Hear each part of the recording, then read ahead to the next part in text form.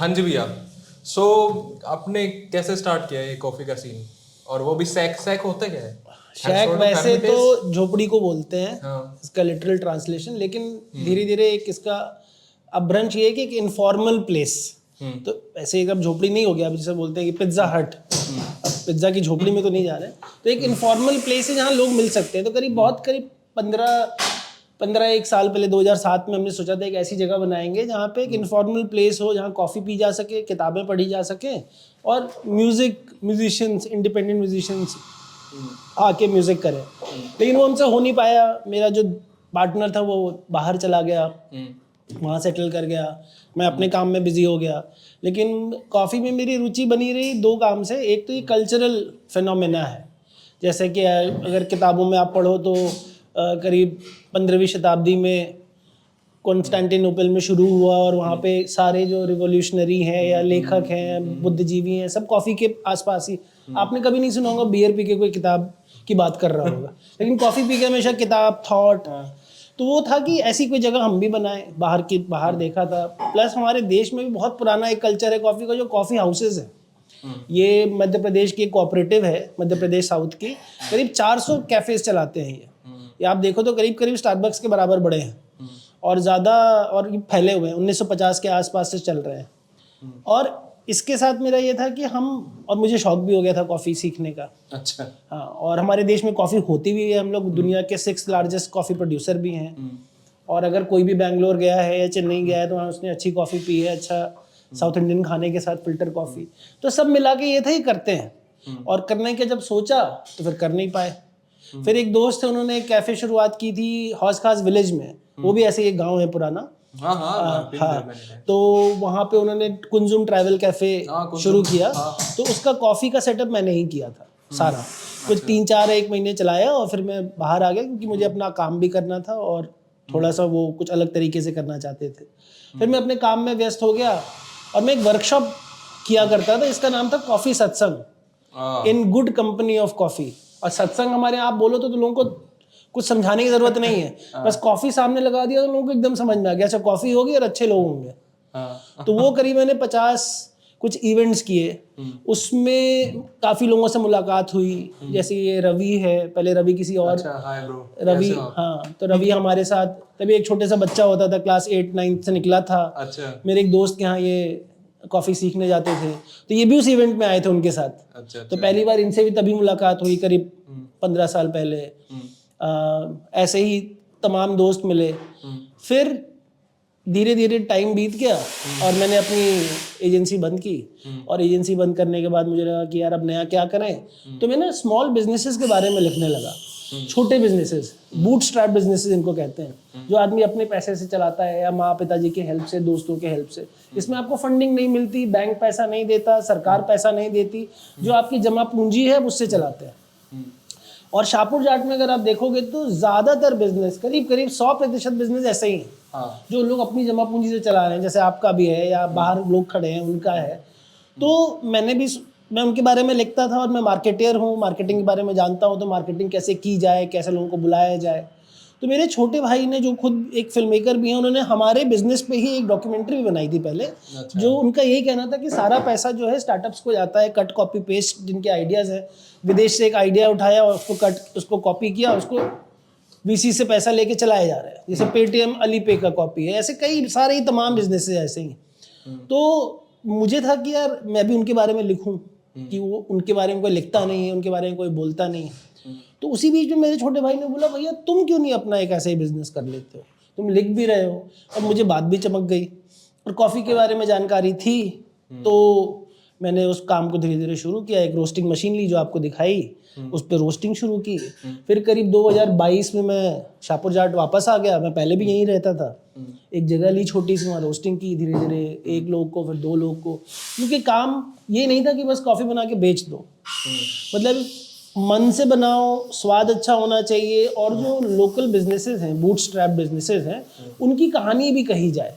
और कहानी कहे जाने का मतलब ये नहीं कि आपके पास हमेशा एक बड़ा मंच हो, कि यूट्यूब का चैनल हो, या टीवी हो, या रेडियो हो। यहाँ पे 10 लोग आते हैं, मैं उन 10 लोगों को भी अगर बताता हूँ कि आदित्य का ये एक बिजनेस है, तो वो भी बहुत बड़ा एक मंच है। उस 10 लोगों के बाद 10 लोगों को भी नहीं बताया जाता। तो चूंकि मैंने कैफे शुरू किया, रोज करीब 50 लोग आते हैं जो अच्छे बिजनेसेस मुझे पता होते हैं, मैं उन दोनों को कनेक्ट कर देता हूँ। देखो अरे आदित्य ये करते हैं, अभिषेक ये करते हैं, नूतन टर्न ब्लैक चलाती हैं, दीपक चिति डिजाइन चलाते हैं। अब कम से कम मेरे पास आप मानकर ये चलो कम से कम 500 से 1000 बिजनेसेस का मेरे पास डेटाबेस है, क्या बात। जिनको मैं बताता रहता हूँ लोगों को, देखो ये काम ये करते हैं। तो मेरे आप सोशल मीडिया पे अगर देखेंगे तो मेरी कॉफ़ी की बात कम होती है। जो मेरे बूटस्ट्रैप साथी हैं, जिनको मैं फेलो बूटस्ट्रैपर्स बोलता हूँ, ये कॉमरेड्स के बारे में लिखता हूँ। मैंने वर्ड गलत उठा लिया, लेकिन नहीं सही है, मैं इनको कॉमरेड्स बोलता हूँ कि यार किसी भी देश की व्यावसायिक नींव जो है, जैसे मैं बनारस से हूँ, तो बनारस की जो नींव आज जो छवि एक बहुत बड़ी एक स्पिरिचुअल नगरी की है, लेकिन वो बना है व्यवसायियों के ऊपर। वहां व्यवसाय ज्यादा होता था, वो दक्षिण पथ और उत्तर पथ। हाँ हाँ हाँ चलेगा। या फिर इस वाले कप में पिए, इस वाले कप में हाँ, डाल दो हाँ, प्लीज यार, ये तो बड़ा सही लग रहा है। हाँ, इस कप में इसमें डाल दो प्लीज। हाँ जी हाँ जी हाँ जी हाँ, तो सॉरी। वो व्यवसाय पे बनी है, 2 शहर बने हैं, दक्षिण पथ और उत्तर पथ। ये बीच में मुगल सराय आज भी सबसे बड़ा जंक्शन है देश का, क्योंकि वहीं से कलकत्ता जाती है गाड़ी और वहीं से साउथ जाती है। तो पहले बनारस व्यावसायिक शहर था।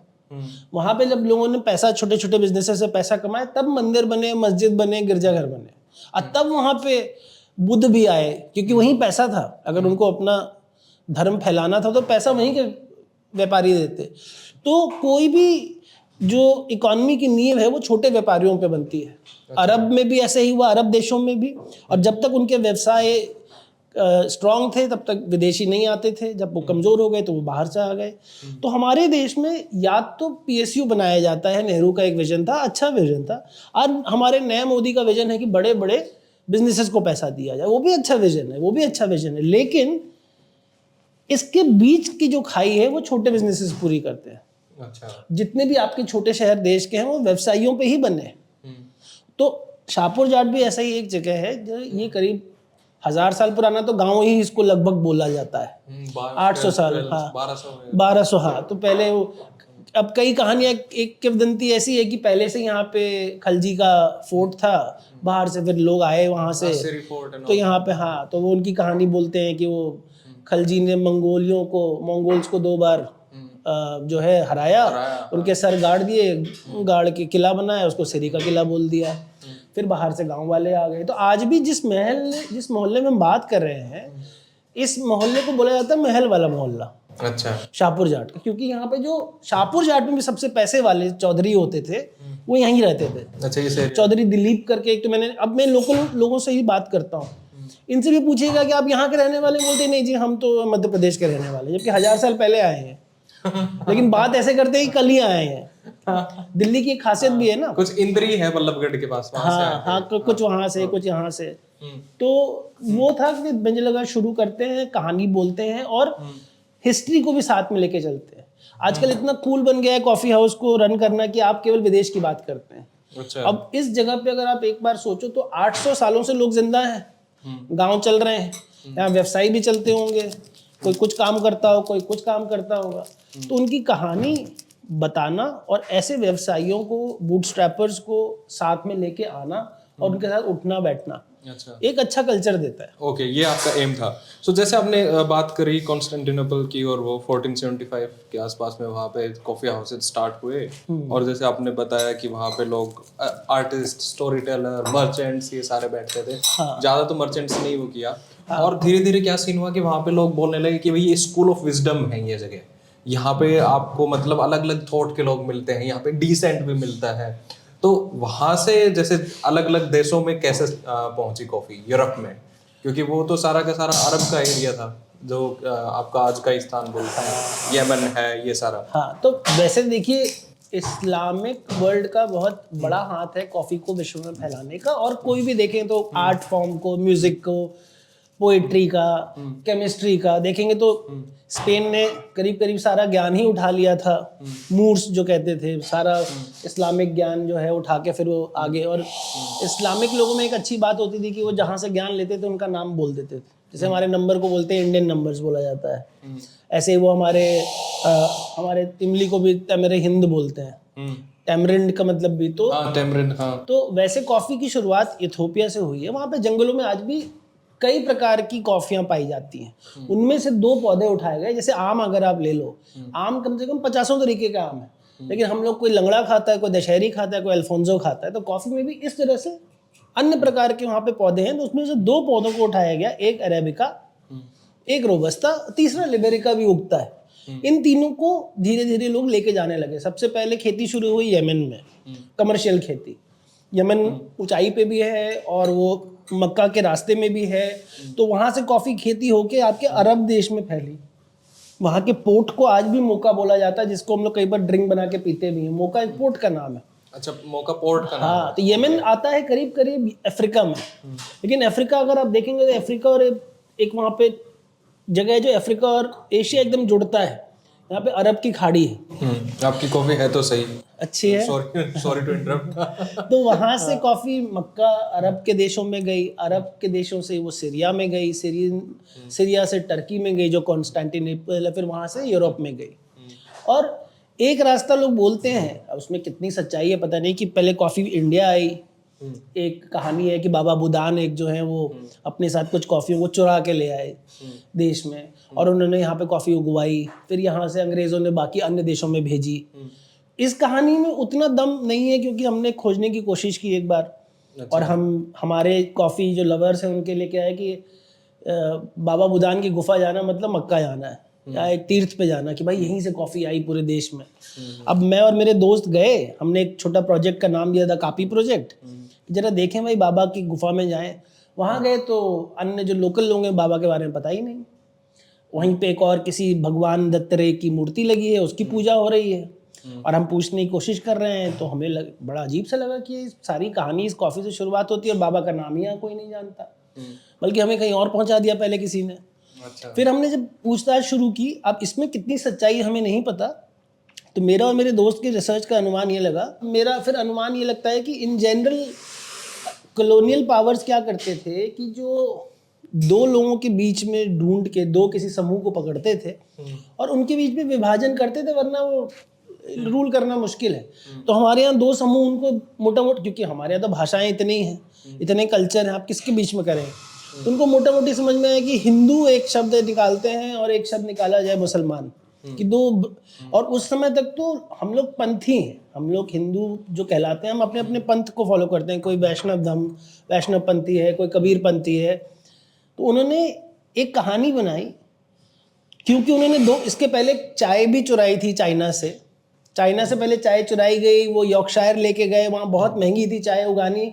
तो उन्होंने दार्जिलिंग में चाय उगानी शुरू कर दी, क्योंकि पहाड़ पे था। वो हमारे लोगों के कंधों पे चढ़ के घूम के आते थे दार्जिलिंग, क्योंकि यहाँ पे लेबर उनका सस्ता था, लेबर देना ही नहीं था। यॉर्कशायर में आज भी चाय होती है, अच्छा, इंग्लैंड में। तो उन्होंने ऐसा ही कॉफ़ी के साथ किया। उन्होंने श्रीलंका में Dutch colonial power, Dutch east India company coffee पहले से ही उगा रही थी, सिलोन है ना। उनका ये था कि पहले से ही जो भी ऐसे कॉलोनियल पावर है, जगह ले लो और वहाँ पे कमोडिटीज़ उगाओ और जाके बेचो अन्य देशों में, अन्य विश्व में। तो वहाँ से उन्होंने कॉफ़ी की शायद चोरी की। इसके कई रेफरेंसेस हैं इंटरनेट पे, रिसर्च पेपर्स में, क्योंकि कॉफ़ी भारत में एक ज़माने में 16वीं शताब्दी में दिल्ली में भी पी जाती थी। अभी हाल फिलहाल में आप ही का कोई, मैं वो पढ़ रहा था, उसमें स्वप्ना लिडल जी ने बोली कि कॉफ़ी पहले दिल्ली में कावा नामा होती है, कावे खाने। तो कावे खाने जो है, वर्ड कावा आया ही कॉफ़ी से। अरब की सराय में डॉक्यूमेंटेड भी है कि वहाँ कॉफ़ी पी जाती थी। नेहा विरमानी एक हिस्टोरियन है, फूड हिस्टोरियन, उन्होंने लिखा हुआ है, तो बहुत अच्छा है। तो वो अगर आप पढ़ेंगे तो आपको समझ में आएगा। अच्छा। तो ये हिस्ट्री हमारी कॉफ़ी की रही है। और दूसरा ये था कि अंग्रेज़ों ने ये बोल दिया कि हमने तो कॉफ़ी बाहर से चुरा के, एक सूफी संत कॉफ़ी कभी चोरी नहीं करेगा। पर बेसिस तो यही है कि बाबा बुडान जो थे वो अपनी दाढ़ी में 7 बीन्स जो है वो वहाँ से चुरा के लेके आए थे, और उसके बाद उन्होंने वो लेके आए और चिकमंगलुरु में उन्होंने उगाया, और फिर उसी को बाबा बुडानगिरी और वो जगह बोला। I think you have been there. I have been there. Baba Budangiri वहाँ पे है, लेकिन सोचने में लाए ज़रूर होंगे वो, क्योंकि गए भाई, कोई मक्का गए होंगे हज पे, उनको कॉफ़ी अच्छी लगी होगी, उन्होंने कॉफ़ी उठा ली होगी, ले आए होंगे। लेकिन और उन्होंने उगवानी भी शुरू कर दी होगी कुछ, कुछ होता है लोकल इलाकों में, लेकिन इसका कमर्शियल ग्रोथ हुआ शुरू जब अंग्रेजों ने कॉफी उगानी शुरू की। ओके। लेकिन चूंकि उन्होंने, अब बाबा बुदान तो लाए होंगे, जैसे हम किसी दूसरे शहर जाते हैं, कोई खराब सा पौधा ले आते हैं, वो अच्छी नहीं हो रही होगी कॉफी, लेकिन नाम उन्हीं का था, क्योंकि उस जमाने में एयरपोर्ट तो थे नहीं और कोई जहाज में चेकिंग तो होती नहीं थी भाई, वो तो आदमी बैठ गया होगा जहाज में, ओपन स्पेस था। और उस जमाने में केरला के पूरे कोस्ट पे एक मुस्लिम आबादी रहती है जिनको लोग मोपला कम्युनिटी बोलते हैं। मोपला का मतलब होता है मेहमान कम्युनिटी। ये मेहमान जो है अरब से ही आते थे, एक मॉनसून में आते थे और दूसरे मॉनसून में जाते थे, उनको अलाउ कर दिया कि आप यहाँ पे अपना परिवार बना सकते हैं। उनके यहाँ भी परिवार होते थे, वहाँ भी परिवार होते थे, और इनको इसलिए मेहमान बोलते थे। इनके खाना, इनका पीना, इनका रहना आज भी थेलेशेरी, थ्रिशूर, इन इलाकों में आज भी है। कोझिकोड आज भी आप जाएंगे आपको मिलेगा, समोसे मिलेंगे, इनके मटन के समोसे मिलेंगे, गुजिया जैसी चीज मिलेगी, वो संबूसा बोलते हैं कई बार। तो वो उनके साथ पहले से भी आ रहा था कॉफी। अच्छा। इसका पाया जाता है कि शायद इस देश में अंग्रेजों से पहले कॉफी आ चुकी थी, बाबा बुदान से भी पहले कॉफी आ चुकी थी। बाबा बुदान से भी पहले कॉफी लोग पी भी रहे थे। बाबा बुदान ने कुछ बीज लिए होंगे, उगाने की कोशिश की होगी, हाँ, लेकिन अंग्रेजों ने उसको बढ़ाया और उन्होंने एक कहानी बना दी कि ऐसे वो चुरा, उनका उस जमाने में था कि डिस्क्रेडिट भी करते थे हर एक मुस्लिम लेगेसी को। हाँ, ये भी हो सकता है। एक मुस्लिम, आज भी आप मालनाड जहाँ पे कॉफी होती है चिकमंगलुरु, उसको मालनाड भी बोला जाता है। वहाँ का अपना खाना है, वहाँ की अपनी पद्धति है, वहाँ का एक कल्चर है। ज्यादातर मुसलमान वर्कर्स हैं आज भी कॉफी फार्म्स में। ओनर सारे हैं क्रिश्चियंस, केरला के भी क्रिश्चियंस हैं, बहुत क्रिश्चियंस ओनर्स हैं, लेकिन सारे वर्कर्स हैं मुस्लिम्स। ये सारा साउथ एरिया में ही क्यों कॉफी होता है? जैसे कुर्ग है, कुर्ग स्टेट, अभी तो कोई नया नाम है, कुर्ग है, चिकमंगलुरु है, केरेहकलू भी है, ऐसी प्लांटेशन। तो कॉफी की एक रिक्वायरमेंट है कि ये होती है इक्वेटर के आसपास ही। इसको 2-3 चीज की जरूरत है, इसको गर्मी भी चाहिए और ठंडा भी चाहिए। दिन में गर्मी, रात में ठंडा। अब हमारे इलाके में दिन भर गर्मी, दिन भर ठंडा होता है जब भी होता है। तो इक्वेटर के आसपास कॉफी ग्रो होती है और 800 मीटर की हाइट के ऊपर इक्वेटर के आसपास। और इसके इस इक्वेटर के आसपास जो भी देश हैं, जैसे कीनिया है, भारत है, इंडोनेशिया है, साउथ अमेरिका का पोर्टोरिको है, या आपका चिली है, क्या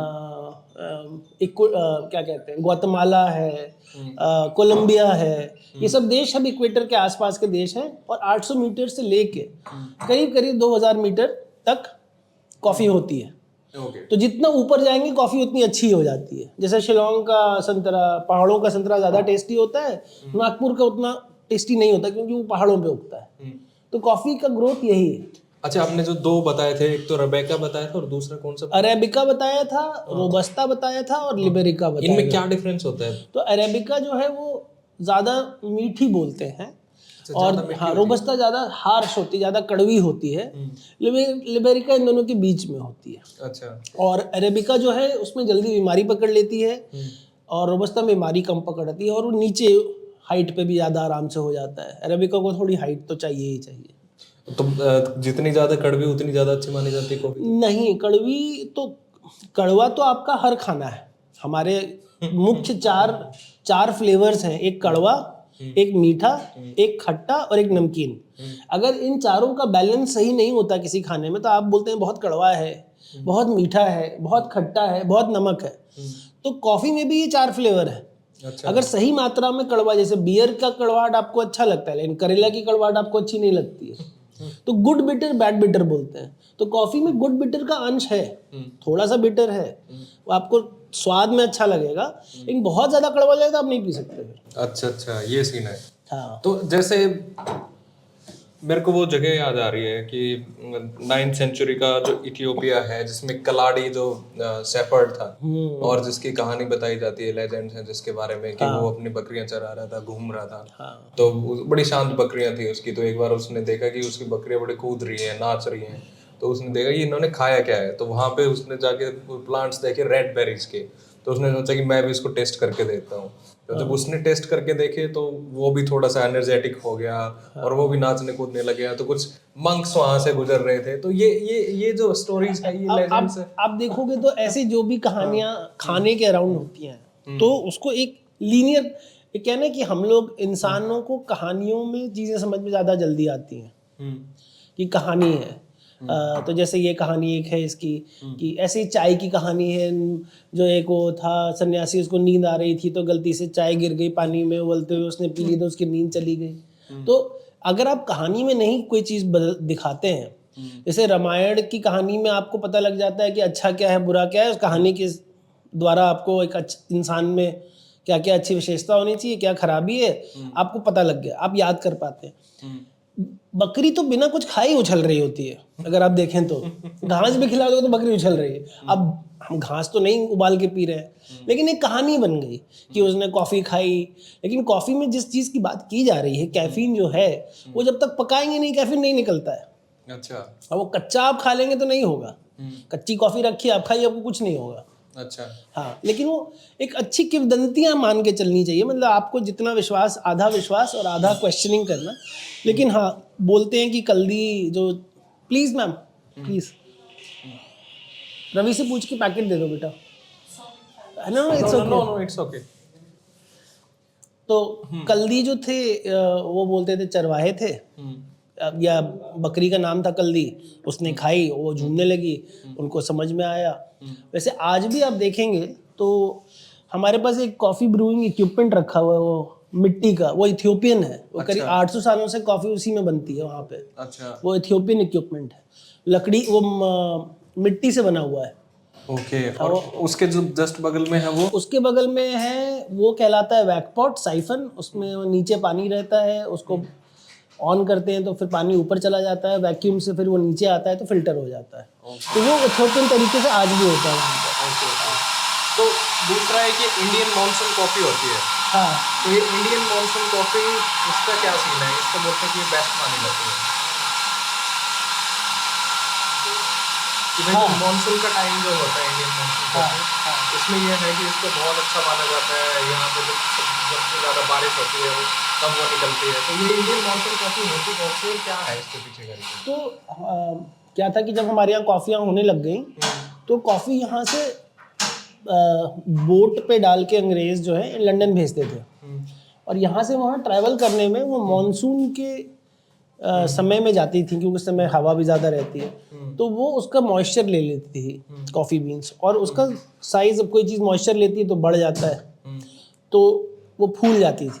लेकिन वहाँ पहुँचती थी तो एक उसमें एक नया टेस्ट आ जाता था, क्योंकि इतने दिन वो मॉनसून के हवा को ले रही थी, तो उसके अंदर की एसिडिटी, जो खट्टापन है, वो करीब करीब गायब हो जाता था। अच्छा। और ये कॉफ़ी अत्यंत ही मीठी, और उसके साथ में इसमें एक इसका अलग फ्लेवर आता था, जो कई बार इसको मस्कटल बोलते हैं, कई बार दार्जिलिंग की चाय में आता है वो, दार्जिलिंग की चाय या अर्थी फ्लेवर। ऐसा लग रहा है कि जब बारिश का समय नहीं होता है, जब एक सोंधी खुशबू आती है, वो आती है इसमें।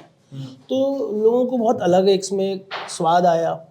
अब फिर जब धीरे धीरे टाइम बीतता गया तो लोगों ने क्या किया, वो आप इतनी दूर नहीं भेजते थे, कॉफ़ीज़ डिफरेंट फार्म से, डिफरेंट खेतों से इकट्ठी करके मैंगलोर में या ऐसे कोस्टल एरिया में कहीं वेयर हाउसेज में रख देते थे 6 महीने के लिए। जब मॉनसून का समय आता था तो वो उसमें फिर वही चीज़, प्रोसेस, रिएक्शन होता था, और वो उससे कॉफ़ी बनती थी। तो हमारी जो ब्लेंड है, जिससे आप जो अभी पी रहे हैं, इसमें भी मॉनसून मलाबार है। अच्छा, वही वाली? हाँ, वही कॉफ़ी इसमें भी है। तभी ये थोड़ी सी डिफरेंट लग रही है। हाँ, तो वो, लेकिन उसमें मिठास बहुत ज़्यादा है। अब मिठास का मतलब चीनी का मिठास नहीं, जैसे दूध का मिठास होता है। कभी आप दूध डालें, पिए बिना गुड़, बिना चीनी, तो आपको हल्का सा मीठा लगेगा, जो कि आपको इसमें भी लगेगा। ये सीन है। अच्छा, एक कुछ मिसकंसेप्शंस हैं कॉफ़ी के बारे में, और स्पेशली जब इंडिया में कंपैरिजन किया जाता है कॉफ़ी की, तो चाय से ही किया जाता है। तो लोग बोलते हैं कि चाय तो आम आदमी के लिए है, कॉफ़ी रईसों के लिए है, पैसे वालों के लिए। और वो मेंटलिटी भी है कि कहीं अगर आप किसी के घर गए और वो उससे आप पूछोगे कि आपको क्या पीना है, चाय पीना, कॉफ़ी पीना है, तो आप आपको कूल दिखाने के लिए, या आप मेंटली फॉरवर्ड दिखाने के लिए आप कहते हो कि मैं कॉफ़ी पीऊँगा। तो ये क्या है? किसी भी मिथ में या किसी भी ऐसी धारणा में कुछ सच्चाई है और कुछ सच्चाई नहीं होती है। लेकिन ये बात भी सच है कि कॉफ़ी चाय से महंगी है। अगर आप बचपन से याद करें तो हम लोग के घरों में जो चाय है वो हम लोग ज़्यादा इसलिए भी पीते थे क्योंकि अगर आप कंपेयर करें दाम तो कॉफ़ी का इतना छोटा सा पैकेट भी कई बार वो इसमें इंस्टेंट कॉफ़ी नेस्कैफे की आती थी, वो 100 रुपए की आती थी। तो हम लोग घरों में अगर कोई हमको दिखाना भी नहीं, लेकिन वो इतनी महंगी होती थी कि हफ्ते में कभी कोई गेस्ट आए तो बस छिड़क के कॉफ़ी दे दी जाती थी। कोई ओकेजन होता था, बर्थडे है या कोई, तो क्योंकि कॉफ़ी कम होती है हमारे देश में चाय के बनिस्बत, और इसको प्रोसेस इसका सच में ज़्यादा लंबा प्रोसेस है और इसके वर्कर्स उतने नहीं हैं, तो महंगी है कॉफ़ी। अच्छा। हाँ, आपको इसीलिए इसका कंजम्पशन भी कम है, वो बिल्कुल सच्चाई है। कॉफ़ी महंगी यही नहीं, मैं बैंगलोर गया 2017 में सोच के कि मैं यही काम बैंगलोर में करूँगा। मैं 1 महीने वहाँ रह के रिसर्च करने लगा और मुझे इतना आश्चर्य हुआ कि बैंगलोर शहर में, जो कि कॉफ़ी का शहर है, वहाँ पे चाय का कंजम्पशन आज भी कॉफ़ी से ज़्यादा है। अच्छा। क्योंकि 5 रुपए में चाय मिल जाएगी आपको, 5 रुपए में कॉफ़ी नहीं मिलती।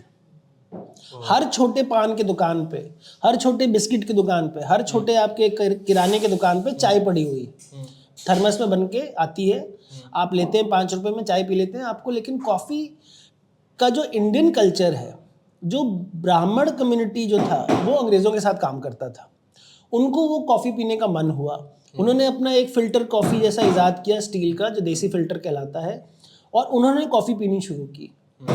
और ब्राह्मण जो कम्युनिटी है वो हमेशा से थोड़ी वेल ऑफ रही है और अंग्रेज़ों के साथ भी थी, तो बैंगलोर में कॉफ़ी कल्चर शुरू करने वाले भी ब्राह्मण थे।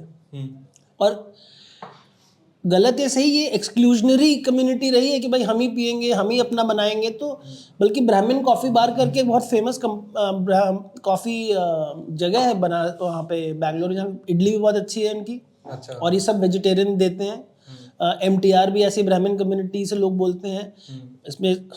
तो लार्जली ब्राह्मण्स की वजह से कॉफ़ी बैंगलोर में शुरू हुई, और चूंकि कॉफ़ी महंगी थी तो आज भी कम लोग पीते हैं। अच्छा, ये सीन है। आप केरला जाएंगे तो आपको कॉफ़ी मिलना ही मुश्किल हो जाएगा, वहाँ चाय ही मिल रही है। मैं पहली बार क्या सोचा कॉफ़ी पीऊँ, तो ये होता भी है, वहाँ रोबस्टा होती है ज़्यादा, लेकिन उससे ज़्यादा चाय होती है। मुन्नार वगैरह में केवल चाय होती है अगर आप देखें तो। अच्छा।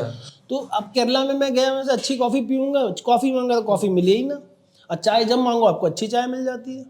अच्छा। तो केरला का भी निवासी, और कॉफ़ी का कल्चर लार्जली शहरों का कल्चर है। चेन्नई में कॉफ़ी पी जाती है ज़्यादा, मदुरई में पी जाएगी, लेकिन जहाँ जहाँ आप गांव की तरफ चलते जाएंगे, और वो भी अंग्रेज़ों का एक बहुत बड़ा कैंपेन था चाय को फेमस करने का। इनके पास चाय सरप्लस होने लगा और इन्होंने फिर चाय को बढ़ावा देना शुरू किया। इनके आज भी पुराने एड्स हैं, एक स्क्रॉल का बहुत अच्छा आर्टिकल है जिसमें बताया गया है कि चाय जो है कैसे इंडिया में फेमस की गई। आज से 250 साल पहले सच में हमारे गाँव में चाय नहीं थी, हम लोग काढ़ा पीते थे, दूध पीते थे।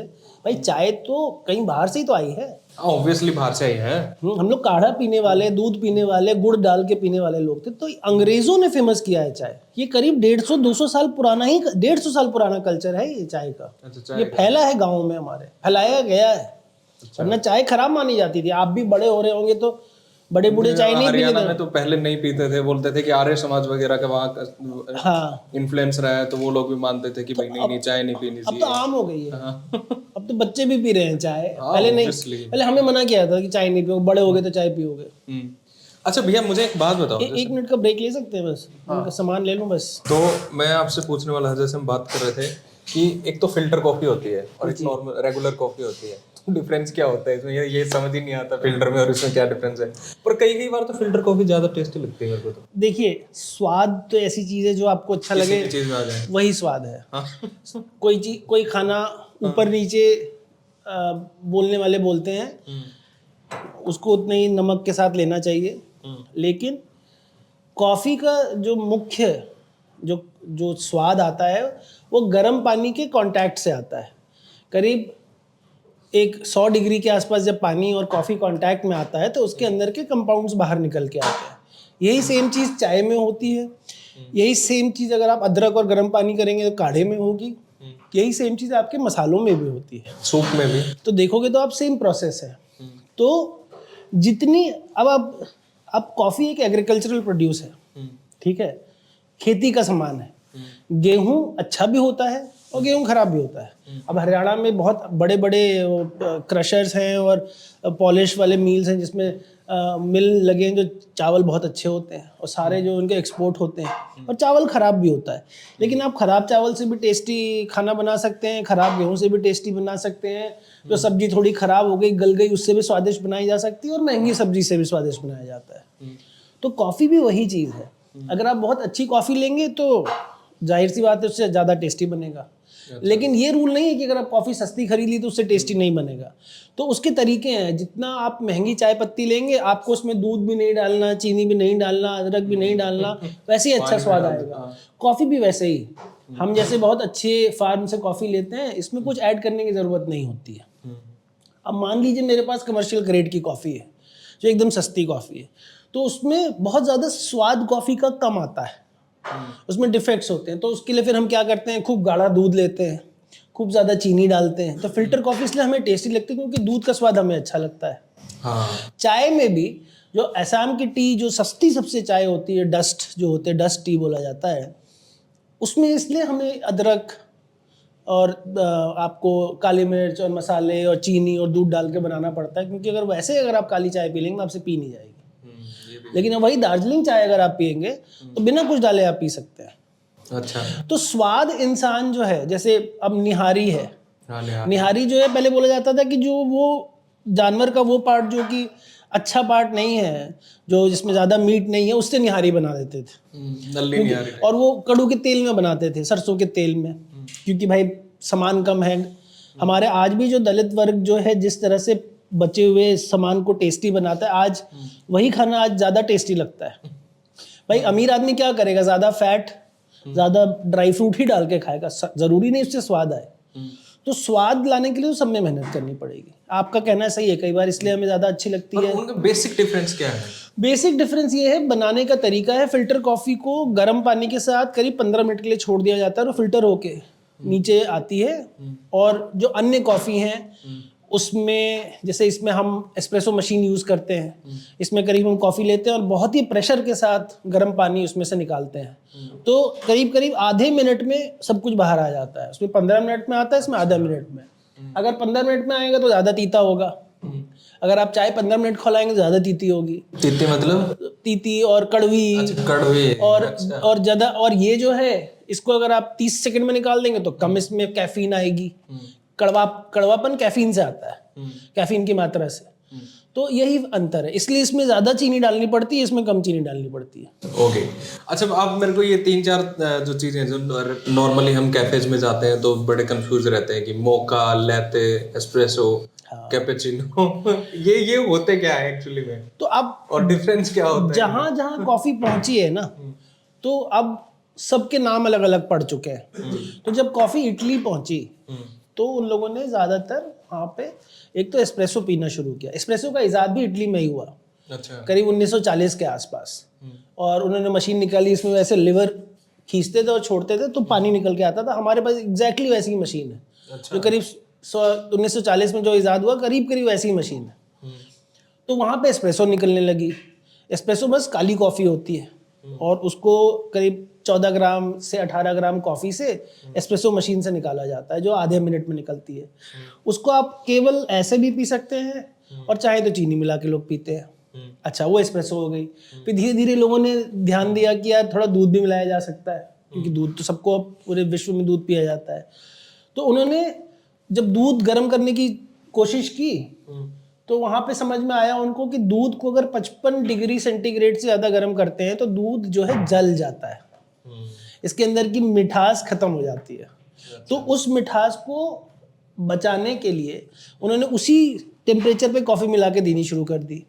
उसका एक कारण और था कि लोग, इटली में कल्चर है, लोग कॉफ़ी बैठ के नहीं पीते हैं। अच्छा, बैठ के नहीं पीते? वहाँ जाते हैं दोस्त, कल्चर में बार में गए, कॉफ़ी ऑर्डर की, आधे मिनट में कॉफ़ी पी के चल दिए। और कॉफ़ी सस्ती भी है वहाँ पे। और वॉक करते हुए भी, या वहाँ पे अगर आप बैठ के पियेंगे तो दुगना दाम हो जाता है, तिगुना दाम हो जाता है। ये सीन है। आप जाते हैं वहाँ पे, कल्चर है वहाँ पे, हज़ारों कैफेज हैं। आप जाते हैं, बोलते हैं उन एस्प्रेसो, मतलब एक एस्प्रेसो चाहिए, उन कैपेचिनो, एक कैपेचिनो। और इसीलिए उस टेम्परेचर पे आता है कि आप तुरंत पी सके। आपको 10 मिनट इंतजार ना करना पड़े, जैसे ये भी था। जैसे ये था। हाँ। ये कौन सी पिला दिया आपने फिर? आपको मैंने पिलाई कैपुचिनो। अच्छा। कैपुचिन मॉन्क्स होते थे, उनका देखने में सर ऐसा ही लगता था, तो उन्होंने कैपुचिनो बोला। मंक्स होते थे, ये मंक्स के नाम पे कैपुचिन है। अच्छा। कैपुचिन मंक्स होते थे, वैसे ही ब्राउन। कहाँ होते थे? ये शायद ऑस्ट्रिया में होते थे। अच्छा। तो वैसे ही कपड़े पहनते थे ब्राउन, और उनके ऊपर ऐसे सफेद टोपी पहनते थे। तो ये कॉफी इनको देखने में वैसे ही लगी, तो उन्होंने कैपुचिनो बोल दी। अच्छा, कैपुचिनो हो गई। कैपुचिनो में एस्प्रेसो होता है और फ्रॉथ किया हुआ, गर्म किया हुआ दूध होता है। अच्छा, लाते का मतलब इटालियन में मिल्क होता है। अच्छा, अगर आप इटली में जाके बोलेंगे हमें लाते दो, तो आपको दूध पिला देगा वो। लेकिन आप अमेरिका में जाएंगे तो लाते बोलेंगे तो आपको ऐसे दूध वाली कॉफी आ जाएगी। क्या इसमें हल्का थोड़ा झाग कम होता है, लेकिन है भी वही दूध और कॉफी। अब इसी के कई वेरिएशंस हैं। कोई माकियातो बोलता है, कोई कॉर्ताडो बोलता है, कोई मैजिक बोलता है, कोई फ्लैट वाइट बोलता है। जैसे हमारी रोटी की वेरिएशन है, कहीं आप रोटी बोल रहे हैं, कहीं फुल्का बोल रहे हैं, कहीं पे चपाती बोल रहे हैं, यही मान के चलो। कहीं बोलेगा अरे हमारे यहाँ वो मांडे की रोटी होती है, जो कोई चावल की रोटी को मांडे की रोटी बोल रहे हैं, मक्के की रोटी। तो वो वही ऊपर नीचे वेरिएशंस हैं। मुख्यतः काली कॉफ़ी एस्प्रेसो है, उसमें दूध कम डालें ज़्यादा डालें, वो दूध का मिलना है। फिर आप उसको और भी कई अन्य तरीक़ों से बना सकते हैं। जैसे आपको मैंने बताया कि फ़िल्टर कर दी, ब्लैक कॉफ़ी ली, उसमें पानी डाला 3 मिनट तक, वो नीचे छन के आ गई, उसको आप ब्लैक कॉफ़ी पी रहे हैं। अच्छा। तो मुख्यतः एक तो एस्प्रेसो से बनती है, दूसरा 3 से 4 मिनट कॉफ़ी और गर्म पानी कांटेक्ट में आता है, उससे बनता है। और इसके फिर वेरिएशन है। फ्रैपे भी होता है कुछ? फ्रैपे वही है। अब कॉफ़ी में आपने ठंडा दूध और आइसक्रीम डाल दिया तो वो फ्रैपे कहला गया। अच्छा, तो सबसे ज़्यादा इंडियंस कंज्यूम कौन सी करते हैं? कैपेचिनो? हम लोग कैपुचिनो ज़्यादातर कंज्यूम करते हैं, और अब कोल्ड कॉफ़ी का चलन बढ़ रहा है, क्योंकि वो पीने में मीठी है और ठंडी है, और गर्मी का देश है हमारा। तो कोई भी चीज़, क्या हमारे यहाँ तो फलूदा भी इसीलिए लोग ज़्यादा खाने लगते हैं गर्मी में। शिकंजी भी पियेंगे, अभी गर्मी आएगी। आप जाएंगे तो शरबत भी बनने लग जाएगा। तब अगर आप गाँव में जाएंगे, वेस्टर्न यूपी के गाँव में, हरियाणा में, दूध का भी शरबत मिलता है। अच्छा। ठंडे पानी में थोड़ा दूध डाल के शिकंजी नींबू की तरह आपको देंगे पीने के लिए। तो वो तो इंसान बहुत यूनिक है। उसको आप 2-3 चीज़ देंगे तो वो अपने में एक टेस्टी चीज़ बनाने लगता है। ये भी तो फ्रैपे भी मान के चलिए, आइसक्रीम है, ठंडा दूध है, और कॉफ़ी है, एस्प्रेसो है। ओके। अच्छा, ब्लैक कॉफी पीने वालों को ज़्यादा क्रिएटिव क्यों माना जाता है? कई ये भी एक मिसकंसेप्शन है कि जो ब्लैक कॉफी पीते हैं वो बड़े लोग क्रिएटिव होते हैं, मेरा ना टाइप्स होते हैं। मेरी अपनी बहुत ही खराब थियरी है कि क्रिएटिव आदमी बेचारा हमेशा संघर्षरत रहता है ना, संघर्ष कर रहा है, पैसे की कमी रहती है। अब आप किसी भी कैफे में जाएंगे तो सबसे सस्ती कॉफी ब्लैक कॉफी होती है, और उसके बाद दूध डालते जाएंगे तो महंगी होती जाती है। तो अब क्रिएटिव आदमी को बैठना भी है, लिखना भी है, और सोचना भी है, और एम्बियंस भी एंजॉय और एम्बियंस भी बेचारा एंजॉय क्या करे। वो तो देखता है कि मेन्यू में सबसे सस्ती ब्लैक कॉफी है तो यही दे दो मुझे। जब मैं स्टूडेंट था और मैं पहली बार कैफे गया, तो मैंने बोला कि यार ये तब 16 रुपए की एस्प्रेसो आती थी, तो 50 रुपए की आती थी कैपुचिनो। तो मैंने बोला 16 रुपए वाली लेता हूँ। मैंने बोला एक एस्प्रेसो दे दीजिए। मैंने पहले कभी पी नहीं थी। मैनेजर बोल रहा है कि भाई साहब कड़वी कॉफ़ी है, आपको अच्छी नहीं लगेगी। मैंने बोला अरे मुझे सब पता है कॉफ़ी के बारे में, तुम दो। और जैसे ही मैंने पी, मैंने बोला ये तो बड़ी कड़वी कॉफ़ी है। बोला मुझे पता था तू झूठ बोल रहा है। फिर उसने बना के मुझे कॉफ़ी दी, और उसने चार्ज एस्प्रेसो का ही किया, और दोस्त बन गया मुझे मेरा। लेकिन अब तब मुझे समझ में आया कि जैसे हम लोग भी बचपन में अब भी कहीं जाते हैं तो यार सबसे सस्ता वाला ले लेते हैं, तो इसलिए उसका कॉफी शॉट्स भी तो होते हैं। कॉफी शॉट्स, वही एस्प्रेसो शॉट्स को ही कॉफी शॉट्स बोलते हैं। अच्छा, लिकर वाली बात कर रहे हैं? नहीं, लिकर कॉफी शॉट्स भी कॉफी के लिकर भी होते हैं, उसको कलवा बोलते हैं, एक ब्रांड है। इसमें कॉफी में चीनी और वोडका डाल के छोड़ देते हैं और इन्फ्यूज हो जाती है, फिर उसमें नशा आता है। आजकल तो ओल्ड मंक के साथ भी हो रही है ये चीज। ओल्ड मंक की भी कॉफी का एक उनका कॉफी फ्लेवर आता है ओल्ड मंक का। हाँ, उसमें भी क्या कैसे डालना, क्या सीन होता है? लोग old monk coffee flavour, usually मैं किसी दोस्त के घर गया था, उन्होंने गर्म पानी के साथ पिला दिया था, तो पी तो गए, हम अपने ने पिलाया था, तो बहुत अच्छे दोस्त हैं। मैं नाम नहीं लेना चाहता, लेकिन मैंने पी हुई है वो कॉफी। अच्छा। तो बड़ी अजीब सी थी। नहीं, अच्छी थी। पहली बात अच्छा एक्सपीरियंस था कि एक तो मैं कॉफी का बहुत अपने आप को स्नॉब मानता हूँ कि मैं एकदम प्योर पीऊंगा, ये पीऊंगा, वैसे पीऊंगा। लेकिन वो एक अच्छा एक्सपीरियंस था क्योंकि दोस्त वो मना नहीं कर सकते थे, वो पीट देते मुझे। इसमें भी भैया बड़ी 3-4 चीजें हैं कि लोग इंडियन कॉफी को अभी भी वो नहीं मानते कि ये सही में थोड़ी कॉफी होएगी ठीक ठाक। क्योंकि मेरे कोई अंग्रेज दोस्त थे, वो पी रही काफी कॉफी वॉफी पी, तो उसने बोला कि 2-3 महीने के बाद उसने खान मार्केट में कहीं एक कॉफी पी एक ब्रांड की, और फिर उसने बोला कि आज मैंने थोड़ी ढंग की कॉफी पी है। तो ये जो कमर्शियल कॉफी ने इतना ज्यादा स्पेस को कवर कर लिया है कि जो सही कॉफी है वो तो आ ही नहीं रही, उसका क्या सीन है? जैसे नेस्कैफे ब्रू वाले जो होते हैं बनाते हैं, मतलब क्या ही है ये? मेरा मानना है इसके लिए कि हमारे देश में जब भी कोई नई चीज आती है, जैसे शुरू में पिज्जा आया था देश में, तो मैंने पहला पिज्जा गाजियाबाद में खाया था। गाजियाबाद पिज्जा खाने लायक जगह नहीं है। तो मैंने, है ना, उस पिज्जा पे मैंने मस्टर्ड सॉस डाल दिया, टोमेटो सॉस डाल दिया, अगर वहाँ पे सोया सॉस रखा होता तो वो भी डाल देता, धनिया की चटनी होती तो वो भी डाल देता, क्योंकि नई चीज थी। और मेरे को आज भी याद है कि उस पिज्जा को खा के बड़ा आनंद आया था मुझे। आज अगर आप खिलाओगे तो शायद मुझे उल्टी हो जाए अगर वो पिज्जा आज में। जब कोई नई चीज आती है ना, तो आपको बस वो खाने भर में ही आनंद आता है, देखने में ही आनंद आता है। जैसे इंटरनेट नया आया था, आप बस शुरुआत में इंटरनेट पे खड़े होकर एक वेबसाइट ही देख रहे थे, टाइम्स ऑफ इंडिया को, उसी में खुश थे। तो अब इवॉल्व हो रहा है। कॉफी पहले तो बड़े दिन तक हम लोग इंस्टेंट पीते रहे, फिर सीसीडी आया, बरिस्ता आया, कोस्टा आया, अब ब्लू टोकाई बेहतर कॉफी लेके आया, थर्ड वेव बेहतर कॉफी लेके आए। अब हमारे जैसे छोटे छोटे लोग जो हैं वो वापस पुराने अपने तरीके जिसमें स्वाद जरूरी था और नए अच्छी क्वालिटी कॉफी मिला के दे रहे हैं। और हमसे पहले करीब 200 साल से 100 सालों से इटली में कॉफी पी रहे हैं अच्छे से, तो हम लोग थोड़ा लेट हैं। अच्छा, समझ आती जाएगी तो कॉफी की इंडस्ट्री अच्छी होती जाएगी। आपकी कौन सी फेवरेट? मेरी फेवरेट कॉफी मेरी फेवरेट तो मॉनसून मलाबार एक तो है ही है, लेकिन एक कैफे होता था पहले दिल्ली में, कॉफी बॉन्ड के नाम से, दो भाई चलाते थे, बड़े प्यार से चलाते थे। और एक जो ब्लू टोकाई है, वो सिंगल हैंडेडली उसने इंडियन कॉफी को लेके बहुत मेहनत की है। और आज जो भी नाम है दुनिया में, मॉनसून मलाबार, MNEB और कापी रॉयल को छोड़ के, इन 3 कॉफियों को, कापी रॉयल रोबस्टा की अच्छी कॉफी मानी जाती है, मॉनसून मलाबार है, और MNEB जो हमारी अरेबिका अच्छी मानी है। 3 हमारी कॉफीज वर्ल्ड में पहले से ही फेमस थी। लेकिन ब्लू टोकाई के आने से जो अलग अलग प्लांटेशंस हैं, जैसे बारबरा है, बालानूर है, अतिकन है, वो उन्होंने इनको प्रधानता दी, इनकी अच्छी कॉफीज लेके आते। आज भी इनके पास इंडस्ट्री में सबसे अच्छी कॉफी आती है। और इनके फाउंडर मैट चितरंजन है, वो, मैं जब कॉफ़ी सत्संग करता था उनको उस समय इनवाइट भी किया था, वो आए भी थे मेरे उसमें, और काफ़ी हेल्पफुल हैं, आज भी हेल्पफुल हैं। वो बहुत काम कर रहे हैं, उन्होंने अच्छा काम किया। ये दूसरी बात है कि उनके कैफ़े में स्वाद कैसा है कॉफ़ी का, उनके बरिस्ता कैसे हैं, वो एक अलग बिजनेस है।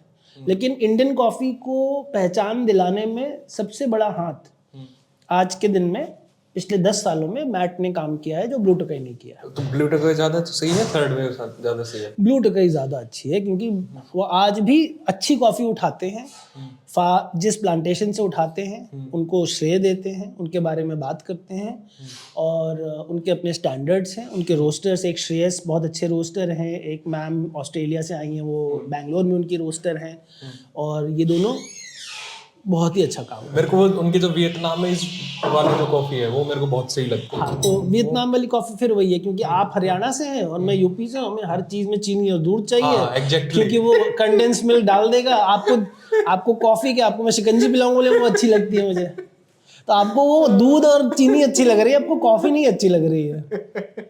तो खड़ी बेइज्जती मार रहे हो हरियाणा वाले। भाई मैं भी बनारस का हूँ, तो हमारे यहाँ अच्छा खाना, हमारे बनारस में साल में, अब वहाँ कॉफ़ी मांगेंगे तो आपको कॉफ़ी नहीं मिलेगी, वहाँ साल में मिठाई का कंपटीशन होता है कि कौन सबसे अच्छा हलवाई है वहाँ पे, रस माधुरी, कई बार कोई कॉफ़ी ऐसे। हमारे यहाँ कल्चर दूध का है, इसलिए दूध वाली कॉफ़ी अच्छी लगती है। अच्छा, ये सही है। लेकिन ब्लू टोकाई ने अच्छा काम किया, और उसका उनको क्रेडिट जानी चाहिए।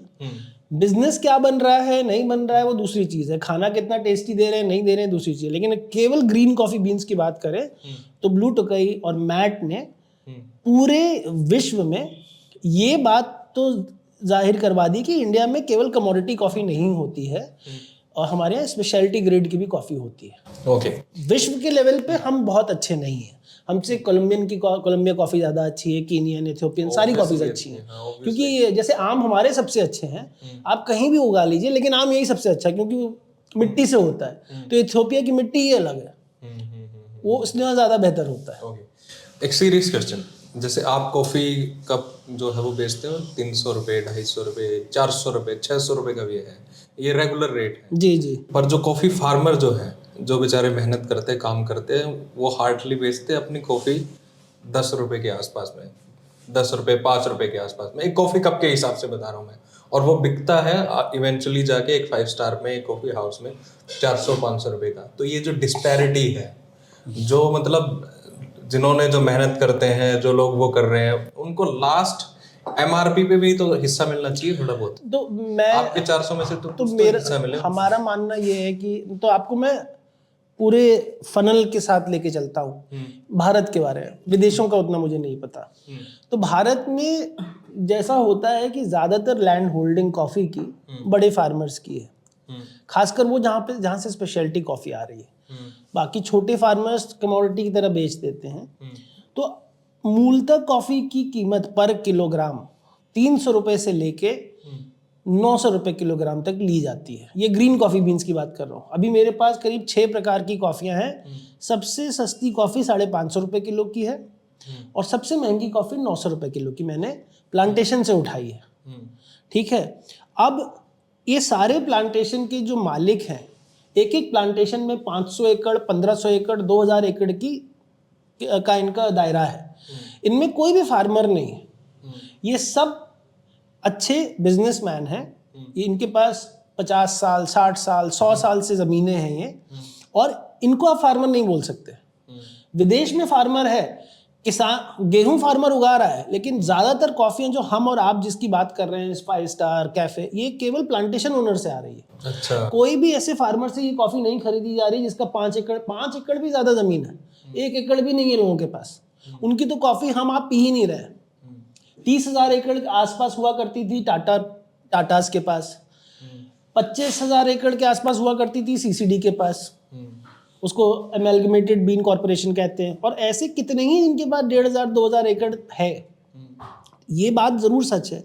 तो इस परिप्रेक्ष्य में बल्कि उल्टा हो रहा है, ये लोग डेली वेजेस पे काम करवा रहे हैं, और आज के दिन में कॉफ़ी प्लांटेशन में लेबरर जाते हैं उत्तर प्रदेश, बिहार, छत्तीसगढ़, बंगाल, इन राज्यों से। वहाँ पे वेजेस पे 3 से 4 महीने काम किया जाता है, फिर वो चले जाते हैं कहीं और। तो अब सच्चाई तो देश की ये हो गई है। अब इनको अगर बढ़ाना है तो इनके लिए हमारे पास ये है कि हमारा टैक्सेशन ऐसा हो कि टैक्स के पैसे से इनका वेलफेयर बढ़ाया जा सके। तो उनको पैसा ऐसे मिले या वैसे मिले, उनको मिलना चाहिए। एमआरपी से आप कैसे पैसा लेंगे? एमआरपी से आप पैसा लेंगे टैक्स के मार्फत। तो टैक्स हम लोग को देना चाहिए, चाहे वो जीएसटी का टैक्स हो, चाहे जो भी टैक्स हो। और टैक्स तो सरकार, अगर आप देखोगे तो फॉर्मल बिजनेसेस से ही उठा रही है। हाँ, ये भी है ना। वेलफेयर किया जा सकता है, लेकिन वेलफेयर किया जा नहीं रहा है। अच्छा। प्राइवेटाइजेशन का मतलब नहीं कि वेलफेयर नहीं कर सकते, आप कर सकते हैं। ओके, अभी जैसे इस साल कॉफी का जो एक्सपोर्ट है उसने $1.14 बिलियन क्रॉस कर लिया है, इंडिया का बता जी रहा हूं मैं। जी। आपके हिस्से में कितना आ रहा है? कितने कमा लेते हो आप? एक कॉफी हाउस का ऑनर कितने रुपए कमा लेता है महीने के?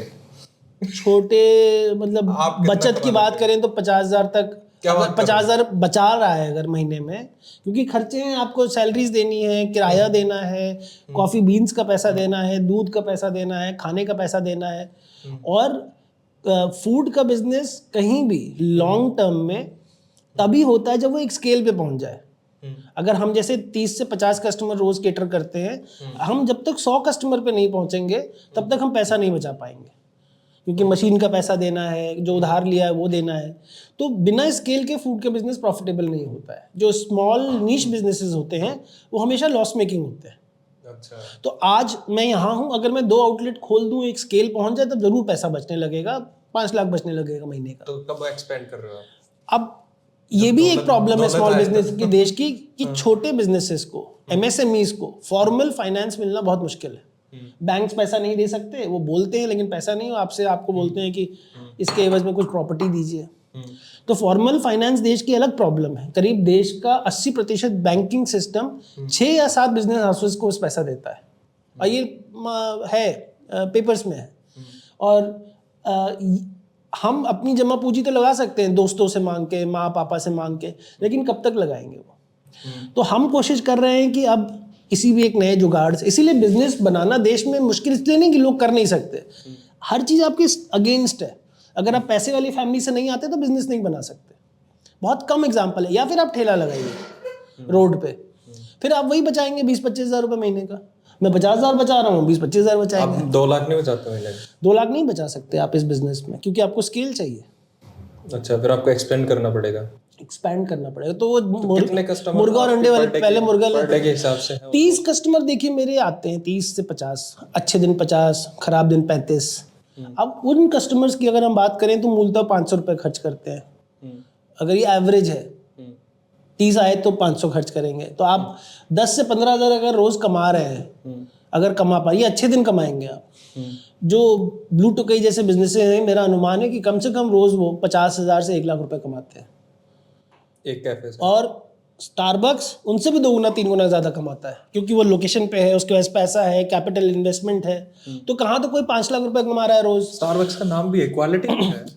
तो हम भाई 5 लाख नहीं कमा सकते तो 50,000 पे तो पहुंचे, लेकिन आप मेरी लोकेशन देखिए, यहाँ पे पहुंचना ही मुश्किल है। गाड़ी पार्क नहीं कर सकते, कभी आएंगे तो अंदर वहाँ पे गड्ढा खुदा रहेगा। तो मेरा तो बिजनेस हमेशा, मैं तो यही सोचता हूँ कि गांव में कैसे 50 लोग आ रहे हैं आपके पास, वो भी बड़ी बात है। मैं तो बोल रहा हूँ 10 लोग आ रहे हैं बड़ी बात है, क्योंकि मेरे पास पूंजी नहीं थी अच्छी जगह खोलने की, तो मैंने छोटी जगह खोल दिया। और इस गांव को मैं यहाँ पे 10 साल से काम कर रहा हूँ, तो मैंने यहाँ खोल दिया कि दोस्त हैं जान पर, एक छोटी पूंजी से शुरू किया जा सकता है। तो प्रूफ ऑफ कॉन्सेप्ट है कि भाई हम 10,000 रुपये बचा लेते हैं महीने का, इसका मतलब प्रॉफिट है। अब इसी को अगर हम किसी अच्छे लोकेशन में खोल दें तो हो सकता है हम रोज 2 लाख रुपए कमा दें, 1 लाख रुपए कमा दें, एक टीम अच्छी हो जाए, ट्रेनिंग अच्छी हो जाए, उनके लिए ज़्यादा फंड्स क्रिएट किए जा सकते हैं, उनको गाड़ी दी जा सकती है, घर दिया जा सकता है। तो एक्सपेंड करने के लिए कितने रुपए चाहिए होते हैं? आप मान कर अगर कॉफी हाउस की हम बात करें, करिए आप मान के चलिए 25 लाख से 1 करोड़ रुपया। 25 से 1 करोड़ के बीच में। हाँ, कि छोटा चलाएंगे, बड़ा चलाएंगे, कैसी मशीनें लाएंगे, इस तरह से। अब ये एक एस्प्रेसो मशीन सबसे सस्ती मशीन है, 2.5 लाख की है। अच्छा। ये ग्राइंडर है 1.25 लाख का ग्राइंडर है, ये सबसे सस्ता है। जो नॉर्मल लोग लगाते हैं दुकानों में, वो 10 लाख की मशीन लगाते हैं, 3 लाख का ग्राइंडर लगाते हैं। अच्छा, ये तो किसी भी आप कैफे में चले जाएंगे, इससे सबने महंगा लगा रखा है। अच्छा, ये सीन है। किचन में महंगी चीजें लगाई जाती, मैंने घर के मम्मी का मांग के मैंने अवन लगाया हुआ है, सेकंड हैंड मैंने सैंडविच बनाने वाला लगाया तो हुआ आप है। खाने के लिए भी देते हैं कुछ स्नैक्स टाइप? हाँ, सैंडविच बनाते हैं, टोस्ट बनाते हैं, सैलेड बनाते हैं, वो भी सब अंदर ही फ्रेश बनाते हैं। बाकी अन्य कैफेज की तरह बेकरी आइटम्स का सामान नहीं देते, क्योंकि फ्रेश नहीं रहता है वो। तो है लागत, अगर आप लगाएंगे भाई, तभी तो अंबानी इतना अच्छा कर रहा है, क्योंकि उसकी लागत है, कैपिटल है उसके पास। तो सारा ये रोड़ा है, पैसा का है, हरियाणा में कहते हैं। हाँ, तो अगर पैसे हैं तो फिर सब सही है। अच्छा, Aryan, you want to ask? हाँ, मेरा एक क्वेश्चन था। जैसे कई रिसर्च आते हैं कि कॉफ़ी है, अगर हम उसको सुबह पिए तो वो थोड़ी हेल्दी रहती है, और आज के टाइम में जो न्यू लिबरल एज है उसमें वर्कोहोलिक कल्चर है एक तरीके से, तो लोग रात को ज़्यादा कॉफ़ी कंज्यूम करते हैं, जो माना जाता है कि हेल्थ के लिए भी इतनी अच्छी नहीं है। तो आपके हिसाब से कॉफ़ी को मतलब हेल्थ के लिए कितनी अच्छी है, और किस क्वांटिटी में कैसे क्या कंज्यूम करना है? हर एक रिसर्च का एक चीज पैरामीटर रहता है कि कितनी कॉफी पी जाए तो दिन में। जैसे बोला जाता था कि हल्दी खाना बहुत अच्छा है, हल्दी जो है बड़ी अच्छी है। अच्छा, रिसर्च बोलता है कि दिन में 20 चम्मच हल्दी खानी पड़ेगी आपको, तब जाके आपको वो फायदा मिलेगा जो हल्दी का फायदा है। तो कॉफी में भी है कि 4 से 5 कप कॉफी अगर आप पीते हैं तो आपके शरीर को पता भी नहीं लगेगा, 4 से 5 कप। लेकिन आप रोज इतनी ज्यादा 8 कप पी रहे हैं तो आपके शरीर को पता लगने लग जाएगा। कैफीन की मात्रा बहुत ज्यादा जा रही है, कैफीन ही मुख्य कारण, फिर उसमें एसिडिटी होता है। कोई अब दूध ही अगर दिन में 4 किलो पीने लगेंगे तो वो भी आपको परेशान करने लगेगा। दूध तो अच्छी चीज़ है, पनीर खाने लग जाइए आप 1 kg। भाई चावल खाते हैं तो लोगों को डायबिटीज हो जाता है ज़्यादा। तो वो इंसान को पता है कितनी मात्रा में मुझे पीनी चाहिए, आपका शरीर ही आपको बता रहा है। और ये क्या टाइम के अकॉर्डिंग भी वेरी करता है क्या? लाइक मॉर्निंग में अगर पियो तो सही रहता है, रात में पियो? क्योंकि दिन भर आप एक्टिव रहते हैं ना, जब आप एक्टिव रहते हैं तो कोई भी चीज़ ज़्यादा आराम से पच जाती है, खप जाती है। रात में अवॉइड करना इसलिए कि नींद नहीं आएगी, कॉफ़ी पियेंगे तो उसमें कैफीन की मात्रा है। सिगरेट भी लोग बोलते हैं रात में मत पीजिए, कॉफ़ी भी रात में मत पीजिए, चाय भी रात में मत पीजिए, है ना। विस्की भी कम पीजिए रात में। तो कब के पिएगा आदमी, रात में ना पिएगा, दारू रात में ना पिएगा, सुबह उठ के विस्की पीनी चाहिए। लोग पीते हैं कॉफी के साथ सुबह विस्की, बेलीज एक दिन है। में पिएगा, बदनाम करते हैं, ये तो दिन में भी घूम रहे हैं देखो। भी सुबह पी रहे हैं। हाँ, और एक ये भी है, जैसे हम देख रहे हैं कि कैफे कॉफी डे हो गया, स्टारबक्स हो गया, या फिर जो कॉफी हाउसेज हो गए, तो एक तरीके से एलिट स्पेस भी बनता जा रहा है। जैसे जो चाय है वो मासेस के लिए है, आप कहीं भी जाओ चाय आपको अवेलेबल मिलेगी, आप पी सकते हो। कॉफी भी क्या कभी फ्यूचर में ऐसा हो सकेगा कि जो जनरल मासेस हैं उनके पास उनकी, जैसे कॉन्स्टेंटिनोपल में स्टार्ट, कॉन्स्टेंटिनोपल है, आप बैंगलोर जाएंगे तो कॉफी की जो दर्शनी, जो वहाँ छोटी छोटी दुकानें, उनको दर्शनी बोलते हैं। वहाँ पे लोग 10 रुपए दे के कॉफी खड़े होके एक साथ पीते हैं, रोड पे बैठ के पी रहे हैं, मतलब आप बैठने के लिए बने हुए हैं। वो मासेस के लिए तो एक्सेसिबल नहीं है ना, तो बैंगलोर तो एक अर्बन स्पेस हो गया। नहीं, बैंगलोर में मास भी पी रहा है, चेन्नई में भी मास पी रहा आई है। Am talking about rural area. Rural area में चाय तो आप कोई गांव में जाओगे वहां भी देखिए, चाय भी पहले एलीट ही थी, फिर वो बनी मास में। तो ये दुनिया में पहले बॉटल्ड वाटर भी एलीट थी, आज वो मास बन गया। पहले केक एलीट था, आज कोई छोटा फंक्शन नहीं गांव में हो रहा है जो बिना केक के हो रहा है। और सबसे गंदा केक होता है ना, सबसे गंदा, वो बात अलग, वो दूसरी बात। तो अब आप मेरा कैफे देखेंगे तो जैसे हम चाय की दुकान होती है, एक साथ बैठ के लोग चाय पी सकते हैं, मैंने कोशिश वही की है। ये ठेले का ही एक दूसरा वर्जन है, यहाँ पे काउंटर नहीं बना है। और आम इसको ऐसा नहीं बनाया कि आप अमेरिकन कैफे में आ रहे हैं, यूरोपियन कैफे में आ रहे हैं। ये एक चाय की दुकान का मेरा एक मानना, हाँ, एक डायलॉग स्पेस है। इसलिए एक ही टेबल है साथ में, जैसे कॉलेज में चाय की दुकान पे, सुट्टे की दुकान पे, घर की शादी में बैठते हैं। बातचीत का माहौल होना चाहिए, और हमारे देश में बातचीत का माहौल शास्त्रार्थ से लेके अभी तक चला आ रहा है। उसकी कोशिश मैंने की है। स्टूल बिहार के कारीगर ने बनाया है, टेबल बिहार के कारीगर ने बनाया है, दरवाज़ा लोकल बंदे ने बनाया है, ये फरमान ने फ्रेमिंग की है, जिससे कि लोकल कॉन्टेक्स्ट बनाया जा सके। और किसी को तो शुरुआत करनी है, तो मैं शुरुआत कर रहा हूँ। अब इसमें मुझे लॉस भी है क्योंकि बैठने की जगह नहीं है, बाकी अन्य कैफेज की जगह तो मेरा खाना कम बिकता है। पर आप एक इंटरेस्टिंग चीज देखो कि आपके यहाँ बैठने की जगह नहीं है, पर लोग बाग उसमें भी चिल हैं, और कई लोग बाहर खड़े होके कॉफी पी लेते हैं। हाँ, और वो जो खड़े होने की जगह है, हाँ, वो जगह हुआ करती थी पहले, जहाँ चौपाल, और दूसरा जहाँ पे गांव में जो गाय भैंस होती थी उनको चारा डाला जाता था। हाँ, तो उसको खोर बोलते हैं गांव में। तो खोर के ऊपर बैठ के एक दिल्ली का अंग्रेज टाइप सा आदमी वहां पे आराम तो वो खोरी है, वो इस गांव का खोरी है। पहले जब मैं यहाँ शाहपुर जाट में आया था, वहाँ भैंसें बनती थी। आज भी उनका चारा रखा हुआ अगर आप जाके देखेंगे, और वो सामने वाली जगह में भी भैंस होती थी जो मैंने ले रखी है, वहाँ पे यही काम है। आज भी खोर में ही खड़े होके बस कॉफी पी रहे हैं। तो हमारे ऊपर है भाई, हम बदल सकते हैं खाने। जब केक जब देसी बन गया और चाउमीन देसी बन गया, चाइना ने तो हमसे हार मान ली है ना, क्योंकि हमने जो उनके साथ खाने का काम किया है, धनिया उन्हें डाल के जिनका चाउमीन हम खा रहे हैं, जगदम्बे स्वीट्स में भी चाउमीन मिल रहा है। चाइना हार चुका है हमसे, हमने उसके खाने को लेके बदल दिया। ये तो फ्रेंच टोस्ट वाली बात है कि फ्रेंच टोस्ट तो फ्रेंच ही नहीं है, फ्रेंच ही नहीं है। अब वहां जाके हम यार उनसे फ्राइज कैसे मांगेंगे, बोले फ्रेंच फ्राइज दो, तो पता नहीं कौन सी फ्राइज दे देंगे। ये भी है, जैसे जो बड़े बड़े जैसे स्टारबक्स या जो कंपनीज होती हैं, तो उनका जो मार्केटिंग स्किल है वो भी काफी बड़ा होता है। अगर स्टारबक्स इंडिया आ रहा है तो उससे 1-2 महीने पहले ही पूरे इंडिया में पता लग जाएगा कि आ रहा है, कि कोई बड़ी कंपनी आ रही है जिसकी कॉफी अच्छी होगी। जो छोटे बिजनेसेस होते हैं उनके लिए जो मार्केटिंग का चैलेंज होता है वो कैसे डील करता है सर?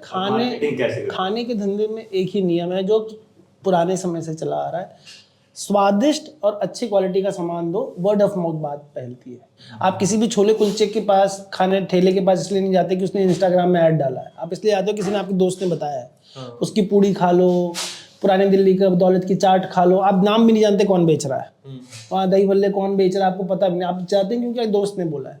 खाने का नियम बहुत सिंपल है, अगर आप जिंदा रह गए 2.5 साल, 3 साल, 4 साल, 5 साल, 10 साल, तो पूरी दुनिया जान जाएगी आपके बारे में। अगर आपकी क्वालिटी अच्छी है तो आपको एक पैसा नहीं, हमने एक भी पैसा खर्च नहीं किया। आप मान के चलो कम से कम 1000 कस्टमर आ चुका है यहाँ पे, जो कि अब कभी उसका 10%, 20% रोज आता है, बिना एक पैसा ऑर्गेनिक, एक पैसा खर्च नहीं किया।